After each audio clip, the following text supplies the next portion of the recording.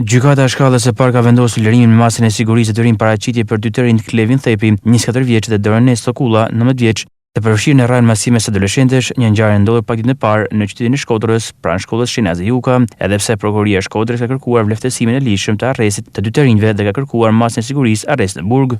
Ngjarja përfshiu disa të rinj, të cilët u konfliktuan fillimisht me grushten e pasme si në forta, ndërsa gjatë përleshjes është përdorur dhe armë ftoftësik. Sipas së këtij konflikti, tre adoleshentë mbetën dëmtuar lehtë dhe u transportuar në spitalin e Shkodrës, ku morën ndihmën mjekësore dhe tashmë ndodhen një hartë rrezikut për jetën.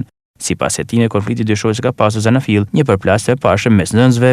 Menjëherë pas ngjarjes, forcat e policisë së Shkodrës dhe efektivet e njësisë shqiponja ndërhyrën në vend ngjarje duke sekuestruar kamerat e sigurisë dhe duke nisur hetimet. Fillimisht u arrestuan dy të rinj të dyshuar, Thepi dhe Kulla, për 500 mitër, 4 17 vjeçar dhe një 16 vjeçar, u nis procedimi penal në gjendje të lirë. Paralelisht, specialistë e seksionit për hetimin e narkotikëve reformatal në prokurori për një prej 17 vjeçarëve, të cilët gjatë kontrollit fizik ju gjetën sekuestruar një sasi lëndë dyshuar narkotik kanabis. Policia ka identifikuar dhe persona të tjerë të përfshirë në konflikt, ndërsa vijojnë hetimet për dokumentimin e plot dëgjuar të kësaj ngjarje të rëndë.